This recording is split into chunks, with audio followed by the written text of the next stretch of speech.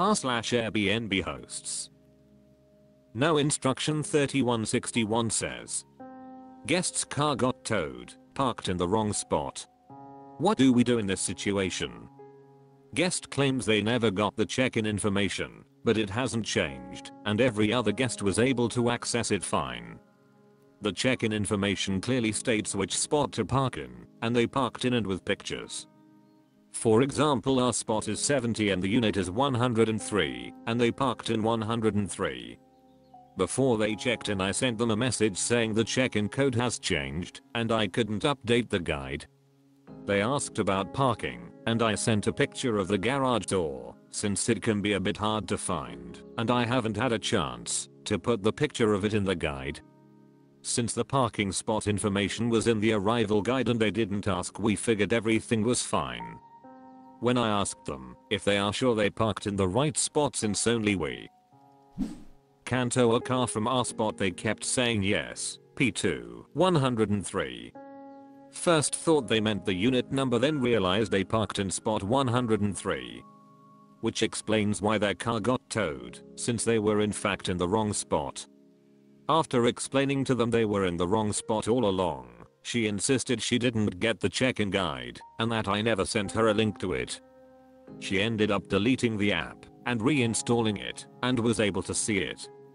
I just contacted support and they looked at our check-in guide, said since it's clearly in the check-in guide with pictures on which spot to park and this wasn't our fault, and if they try to get reimbursement for their car being towed, it would be up to us to say yes or no.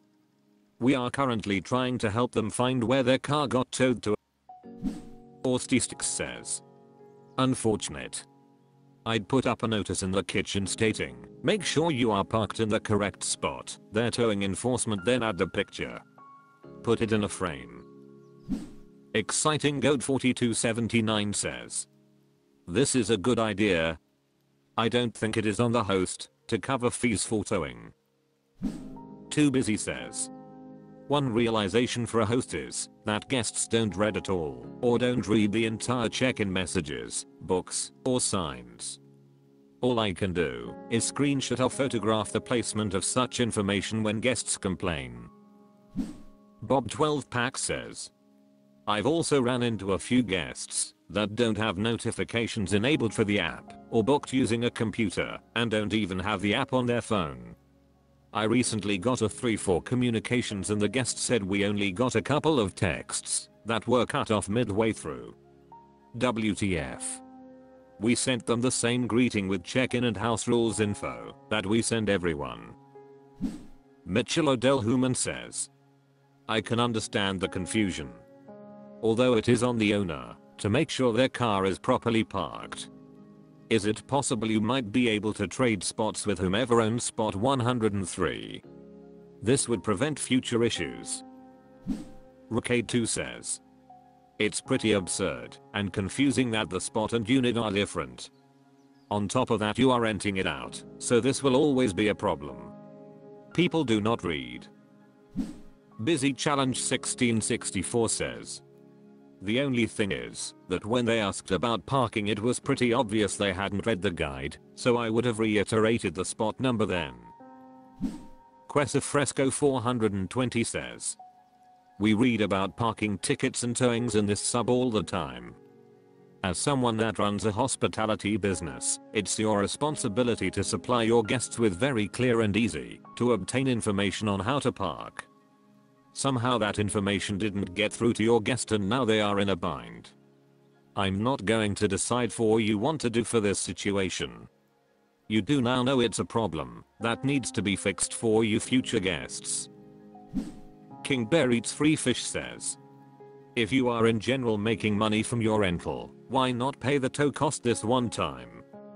Consider it a business expense. And when asked about parking, why wouldn't you just say the parking spot number? Atzo625 says.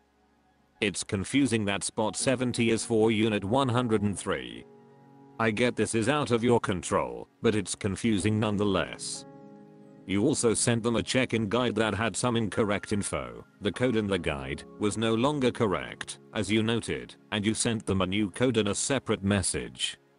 When they asked about parking, you sent an image, but not the space number, and expected them to refer to guide for all the info, which is noted, had some inaccurate info, that is, the code. This seems like a lot of info in various places, check-in guide, multiple messages, etc. for a guest to keep track of, and some of the info in the guide wasn't correct, which furthers confusion.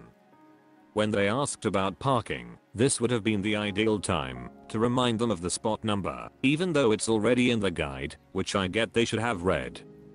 I think you're arguing technicalities about them receiving the guide versus not, because the main issue is that the parking is a little confusing. I'd probably reimburse their towing fees, or provide some other concession, and go with the advice of another commenter to put up a sign about parking in the unit. I get that guests should read all messages, guides, etc.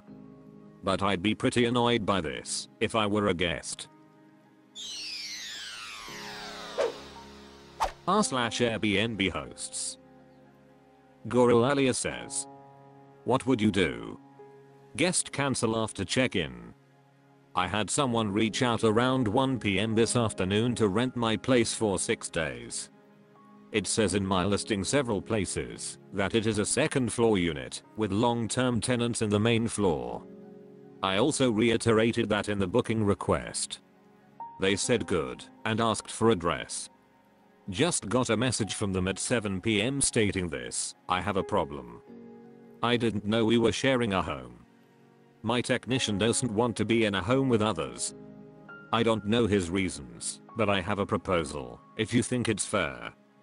You keep $100 and we cancel the reservation? He isn't gonna stay there and I don't know what else to do.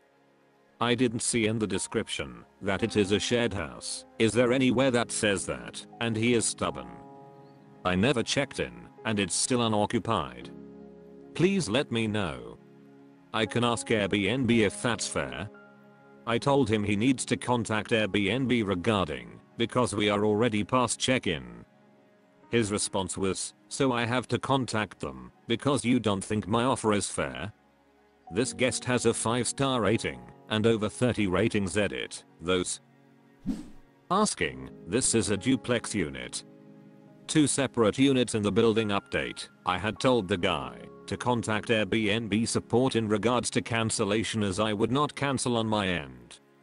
He contacted them, Airbnb contacted me, and I told them his offer and I'm good with it, but I'm waiting on hearing from my main floor tenants, who are also friends, to check the lockbox for keys, and if they have heard anyone in the unit. I'll let guests know that I had spoke to support and hear from them soon. I even apologized for the inconvenience of reaching out to Airbnb, but in the best interest of both of us and our safety, it is best to handle through them. Guest threw a fit asking why I'm being so difficult and just thinking about myself. My long-term tenants let me know status of keys, told Airbnb support I agree to the $100, messaged guest. The end for those of you asking why I didn't just take the offer, because 1. It seemed suspicious at first. 2. They have the address and code at this point. 3. Either way, it'd be referring him to Airbnb support for cancelling. Freer says, the description second floor unit with long-term tenants on the main floor would make me think to completely separate apartments with some people downstairs and a separate apartment upstairs. But the phrase sharing a house makes it sound like just that. What amenities are the 2 spaces sharing? Building entry only, or living, dining, kitchen, or bathroom spaces? Do you have it described accurately in your listing? Jamie Jonassy says, what's your cancellation policy? I don't think their offer is really fair. For one thing, if they didn't reach you out until 7 PM and your check-in is like 4 PM. They are already being charged for the first night. Even a moderate cancellation policy says refunds up to 5 nights before. It's 100% on them to read what the conditions are, so they are probably be asking you about their reasons. Maybe they got there and didn't like it. It's probably up to you to decide what a reasonable fee is. You could also give them a partial refund, and if you rebook the nights they are not staying, give them more. Hungry at 7120 says, considering you literally said it in the booking message, you could reiterate that and state you'll be sticking with your cancellation policy. If they continue to message you, state that since it's past the checkout window they'll have to get in touch with Airbnb support. John's Love 2013 says, the whole second floor unit made it sound like they had their own apartment. Refund them. Greg's Head says, no, guest. You have to contact AB because you have to initiate the cancellation. AB does not allow me to do that for you. Upper Budget 3192 says, I do medium-term rentals, not Airbnb. I'd either fully refund or charge one night or the cleaning fee, based on whether I needed to reset the place, or if they walked in and walked out and it didn't need cleaning/laundry. For this, I would be concerned that the person booking is not the person staying, unless I already knew it was a corporate rental for an employee and the employee picked the listing. I prefer to rent directly to the individuals, since I need them to know my rental is a shared space where they need to park and that some of the others staying there have dogs. Jadiga says, don't refund when it's last minute like this. I'm far less flexible because someone else cold booked, and when it's close to check-in it's extremely hard to get a booking already, so no. Wildwinder 6430 says, I'd take the offer. Friendly Principal 42 says, keep the hundo and let them move on. No harm no foul. And Obu says, this is one of the only times I would not work with a guest on a compromise. This problem is entitled and weird. Unless they disabled and found too narrow or too cumbersome accommodations. Inca Think says, so I have to contact them because you don't think my offer is fair? You can cancel for free. I will be heavily penalized if I do it. But do I understand correctly? They booked today and want to cancel later this same day. Nobody entered the unit. I would have let them cancel for free, as there's very little chance they blocked anyone else from booking. Tell that to Airbnb. You cannot be more fair than that. Guest threw a fit. Always the hallmark of a scammer. Do whatever you need to do to protect the property. Get those keys out of the lockbox.